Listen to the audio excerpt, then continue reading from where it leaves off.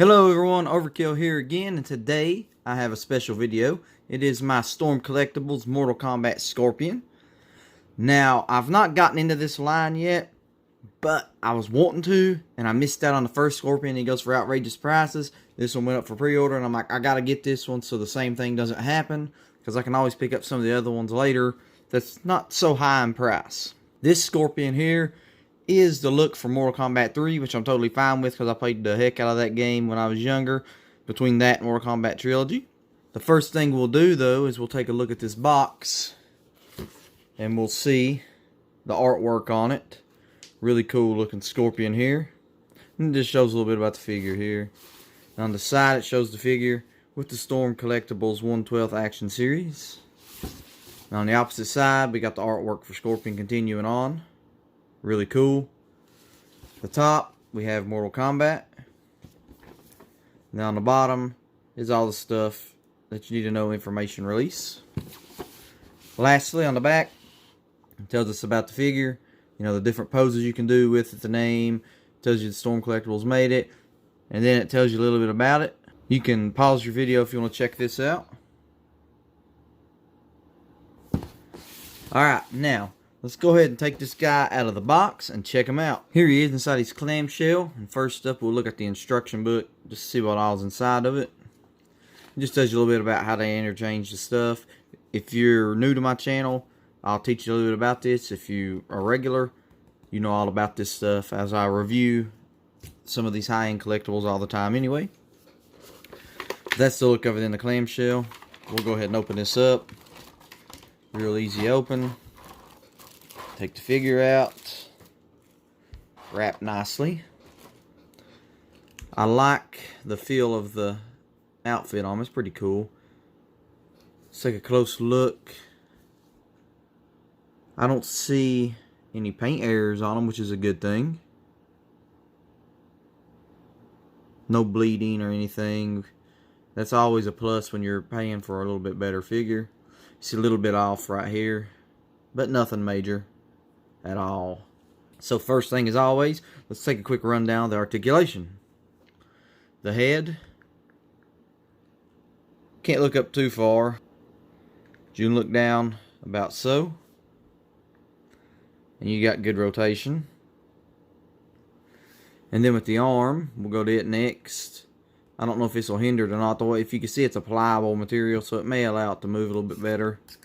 But yeah, it allows the arm to move that far and go down pretty much straight. It can go about all the way around. You can see this works with it, so that's good. You got full rotation. There you go up to here. And then you do have the upper bicep cut, and it allows full turn on it as well. And then you can see when I do this, the shoulder, a little bit of a butterfly joint to allow the arm to move like so.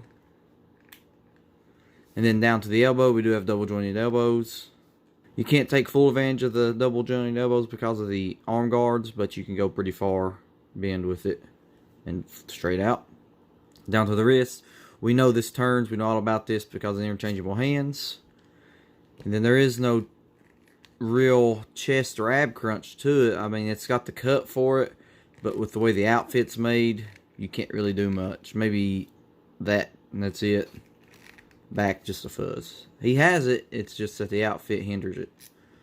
Then at the waist, you can't turn it up here because of the outfit as well, but you can allow that movement underneath using the legs, so you can get a little bit of movement with the guy. And onto the leg, we'll look up here, see the way the joints are made. So you can go back with the leg that far, up that far, to the side that far, straight down. Down to the knee, we do have double jointed knees. And lastly is the foot, and it's got that little ball that you pivot on. Get some wild turns with it. And then we do have the toe articulation. So that's pretty cool. But that's it for the articulation and the paint. So I say we start looking at some of the extras that this figure has. First up, we have the skull face. which is the alternate face mask. We'll take this one off. It actually doesn't fit real well. It's got a little bit of a gap in it, if you look here. So I don't get that. But it looks cool nonetheless. It just doesn't seem to be form-fitting real great. Personally, I prefer just the classic look here. But it's real loose too. That's something that needed worked on, was the masks. Because look how easy this comes off. I mean, it shouldn't be that easy. It should have a little bit of pull to it. Don't fall off every time you try to pose the guy. Next up, we will look at the hands. We have the classic fist that's on every figure. Next, we have this hand. See here?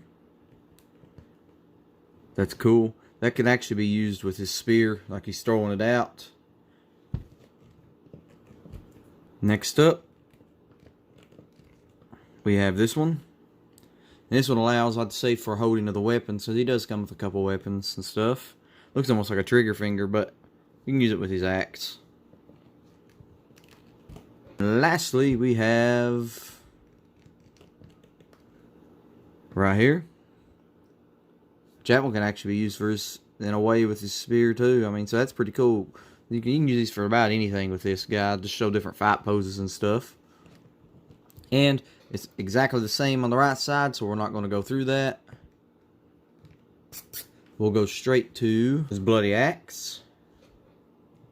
Just put it into his hand like so. It's really cool. I mean, just simple.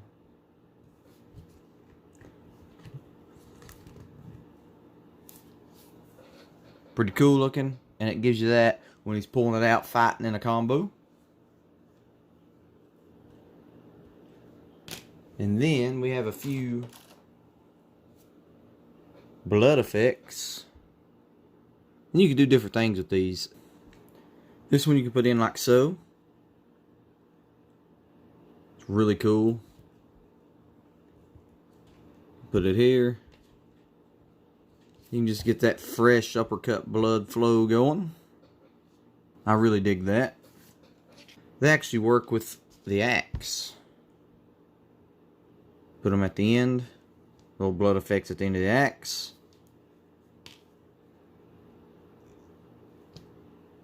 Both of which are cool. I mean, coming up from a combo. And realistically, that's what Mortal Kombat's known for, is the blood and violence. Lastly, we do have the spear, and you cannot have a scorpion without this. And this is pretty easy. You see the hole here? All you do is you take this hand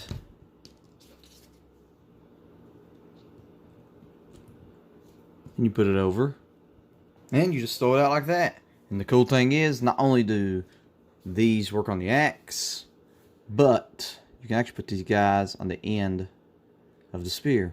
It weighs it down a little, but you can connect it with your other Mortal Kombat figures to show some cool stuff. You could actually reverse this and put it on another Mortal Kombat figure and see the blood coming from them. Works on both. Got holes on both sides of it. That's super awesome. Obviously by itself it weighs it down. But yeah. That's really awesome. Really digging this figure. I think the last thing we will do is do a quick comparison. I have no other Mortal Kombat figures other than a really old G.I. Joe style one to compare it with.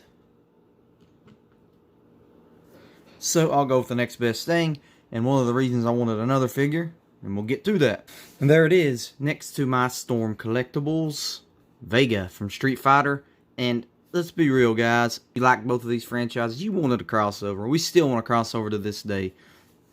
Regardless who you think would win, who you think is stronger, any of that, all that aside, we wanted some kind of crossover. And these were my two original favorites from each of their respective games. Vega's still my favorite, actually. Scorpion's still there, but after probably around Mortal Kombat 3 and on, I really became a huge Ermac fan.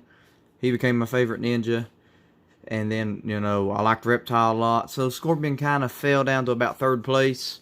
Still really high on my list, though. I mean, I love all the ninjas. We all do. We loved all the colors and stuff. Just really awesome. And I'm hoping to get an Ermac next to pose with this guy. Be really cool. Until then, I can do some cool fight poses between these two. I've also got the Storm Collectibles Gambit, so we could have a Mortal Kombat X-Men crossover on my shelf. Just endless stuff. I could even put them with my Marcus for one, too, because you know what? Gears of War characters, as gory as that game is, would be really awesome with Mortal Kombat, in my opinion. Let me know who your favorite Mortal Kombat character is. Like I said, mine's Ermac. This was my first love, my first real pull into Mortal Kombat was Scorpion. I know a lot of people's big on Sub-Zero as well, but I'm really excited to hear who your favorite is. So sound off in the comments below. As always, I appreciate all the support and the watching, and there'll be more coming. There's more reviews, more toy hunts, more unboxings, and more. Definitely stay tuned. Hit that notification bell. That way you don't miss out on any of it. And until next time, everyone, I bid you all farewell.